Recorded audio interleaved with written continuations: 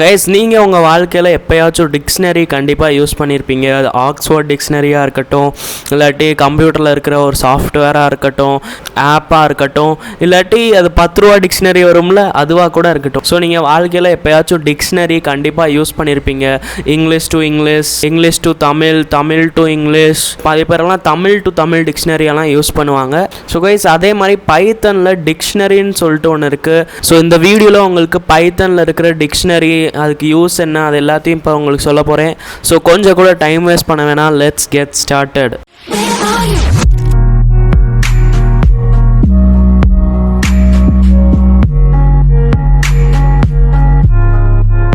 So guys, நம்ம new ஃபைலை create பண்ணிக்குவோம். dictionary.py அப்படின்னு போட்டுக்குவோம். ஸோ போட்டுட்டு என்டர் பண்ணுவோம். அண்ட் dictionary.pyக்கான அது ஓப்பன் ஆயிடுச்சு. இதுக்குள்ளே தான் நம்ம கோட்ஸ் எல்லாம் எழுத போகிறோம். ஸோ கைஸ், டிக்ஷனரின்றது இருக்குல்ல, அது வந்து கீ வேல்யூ பேர்ஸ் அப்படின்னு சொல்லுவாங்க. கீ வேல்யூ பேர்ஸ் அப்படின்னா ஒன்றும் கிடையாது. இப்போ ஃபார் எக்ஸாம்பிள் கேமரா அப்படின்னு இருக்குன்னு வச்சுக்கோங்களேன். கேமரா, அதுக்கு மீனிங் என்னது? டிவைஸ் which captures photo, கரெக்டாக? ஸோ கீ வேல்யூ பேர்ஸ்னால் ஒன்றும் கிடையாது. இந்த கேமரான்றது இருக்குல்ல, இதுதான் கீ. அண்ட் இந்த டிவைஸ் விச் கேன் கேப்சர் ஃபோட்டோஸ்ன்னு இருக்குல்ல, இதுதான் வேல்யூ. சரிங்களா? அதுக்கான மீனிங் அப்படின்னு சொல்லுவோம்ல, அந்த வேர்டு வந்து கீ.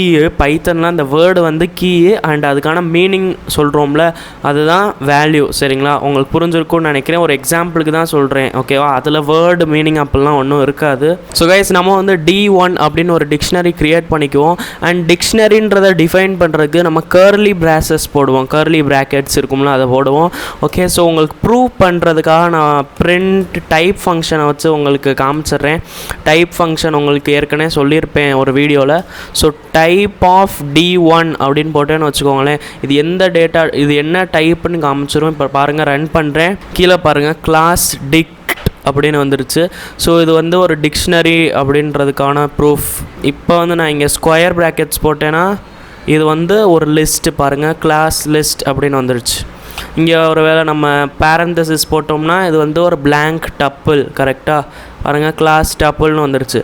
ஸோ இதெல்லாம் நீங்கள் போக போக உங்களுக்கு புரிஞ்சிடும். ஓகே, ஸோ டிக்ஷனரினா கர்லி பிராசஸ், அதை மட்டும் ஞாபகம் வச்சுக்கோங்க. ஓகே, ஸோ டிக்ஷனரிக்கு வந்து கர்லி பிராசஸ். ஓகேவா? ஸோ இப்போ வந்து நம்ம D2 அப்படின்னு ஒரு டிக்ஷனரி க்ரியேட் பண்ணுவோம்.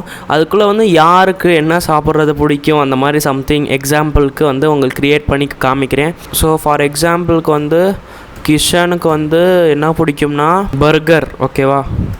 அதனால தான் இவ்வளோ குண்டாக இருக்கான். அடுத்து எவனாச்சும் ரோஹன் அப்படின்னு யாராச்சும் இருக்காங்க. சரிங்களா? ரோஹனுக்கு வந்து என்ன பிடிக்கும்னா அவனுக்கு வந்து ஃபிஷ்ஷு ரொம்ப பிடிக்கும். ஓகேவா? அப்படியே வந்து லூஸு பையன் அப்படின்னு சொல்லிட்டு யாராச்சும் இருக்காங்க. சரிங்களா? லூஸு பையன் அவன் வந்து என்னென்னா டிக்ஷனரியை சாப்பிடுவான்.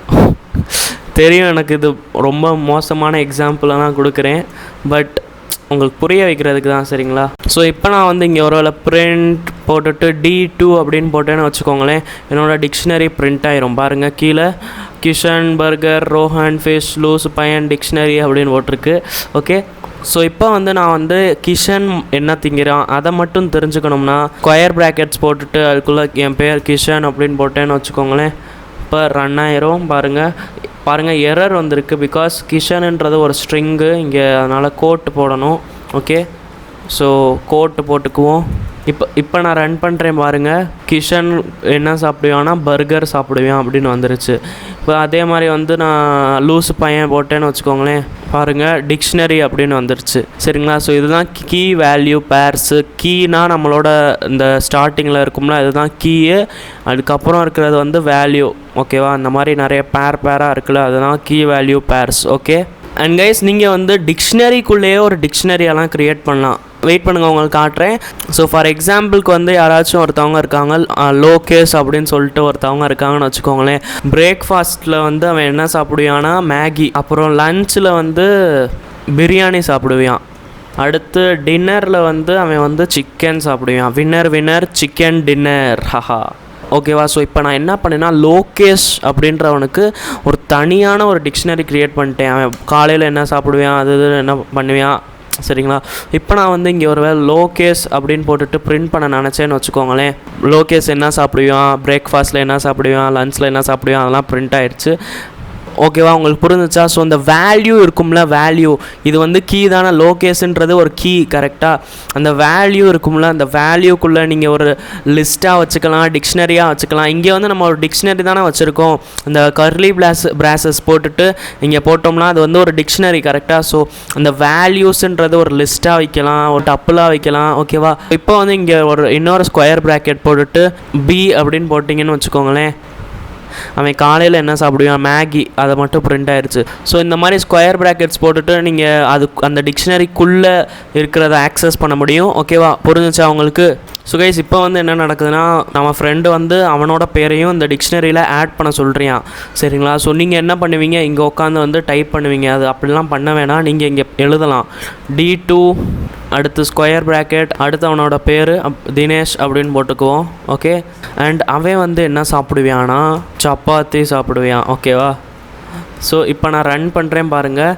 ஸோ இங்கே இந்த ஸ்டேட்மெண்ட்டை எடுத்து விட்டுருவோம், பிரிண்ட் ஸ்டேட்மெண்ட்டை. இப்போ பாருங்கள் தினேஷ் சப்பாத்தி அப்படின்னு ஆட் ஆயிடுச்சு. ஸோ இந்த மாதிரி இந்த ஃபங்க்ஷனை யூஸ் பண்ணி நீங்கள் வந்து ஆட் பண்ண முடியும். ஓகேவா, இந்த மாதிரி பண்ணிட்டு நீங்கள் வந்து புதுசான பேர் அதெல்லாம் ஆட் பண்ண முடியும். ஸோ இப்போ வந்து திடீர்னு தினேஷ் சொல்கிறேன், போடாடே நான்லாம் உன் கூட பேச மாட்டேன், பேரை வந்து உன் டிக்ஷனரியிலேருந்து எடுத்துரு அப்படின்னு சொல்கிறேன்னு வச்சுக்கோங்களேன். நம்ம என்ன பண்ணுவோம்னா del D2 தினேஷ். ஓகேவா, ஸோ இந்த டெல்ன்றது ஒரு ஃபங்க்ஷன். சரிங்களா, அந்த டெல் ஃபங்க்ஷன் வந்து டெலீட் பண்ணும். இப்போ நான் ரன் பண்ணுறேன் பாருங்கள், தினேஷ் வந்து என்னோடய டிக்ஷனரியிலேருந்து டெலீட் ஆயிடுச்சு. ஓகேவா, புரிஞ்சா உங்களுக்கு? ஸோ இந்த டெல் ஃபங்க்ஷன் வந்து இந்த டெலீட் பண்ணிடுவோம். ஸோ அடுத்து வந்து உங்களுக்கு நான் சில டிக்ஷனரிஸோட ஃபங்க்ஷன்ஸை சொல்லித்தரேன்.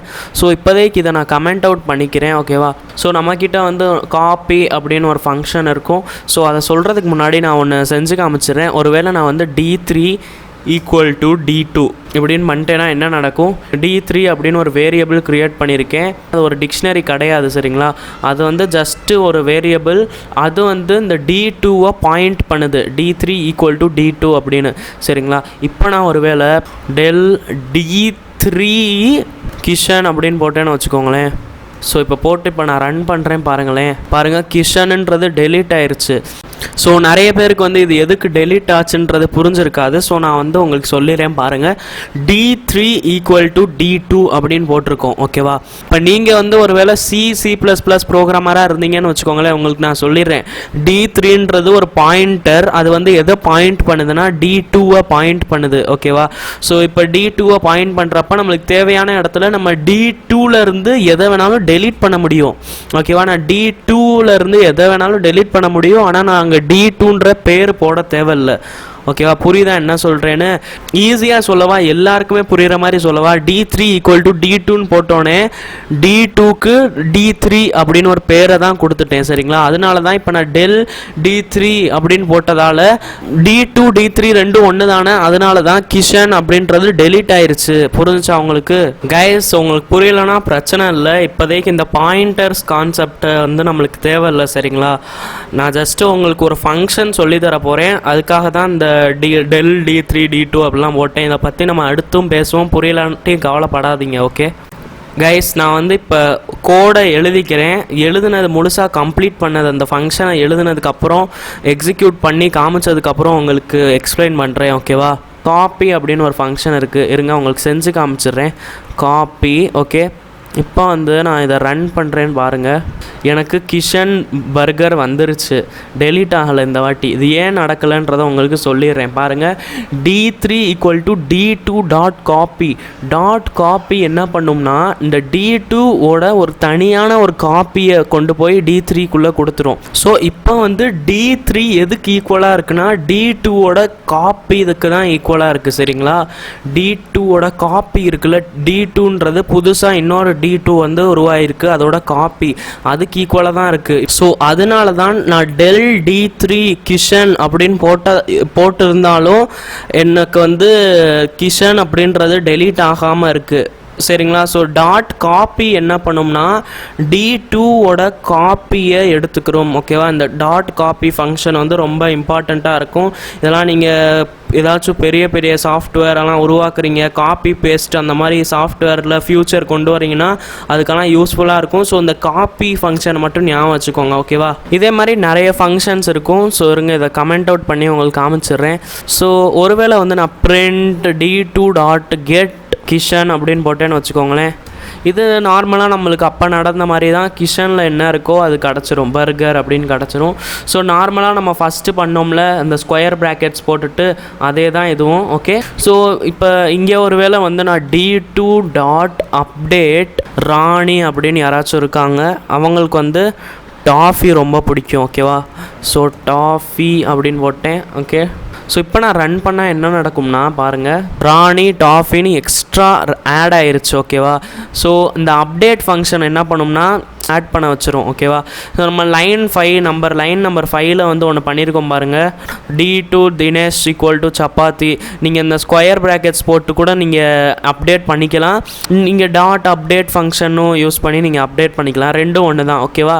இதில் வந்து நான் d2.keys அப்படின்னு போட்டேன்னு வச்சுக்கோங்களேன், கிஸ் இல்லை கீஸ். ஓகே, அடுத்து வந்து நான் ரன் பண்ணேன்னா பாருங்களேன், நம்மகிட்ட என்னென்ன கீஸ் எல்லாம் இருக்கோ அது பிரிண்ட் ஆயிரும். ஸோ நம்மக்கிட்ட கிஷன், ரோஹன், லூசு பையன், லோகேஷ் அந்த கீஸ் எல்லாம் இருந்துச்சுல, உங்களுக்கு சொன்னேன்ல கீஸ்னால் என்னென்னு, இந்த ஃபஸ்ட்டு இருக்கிறது தான் கீஸு.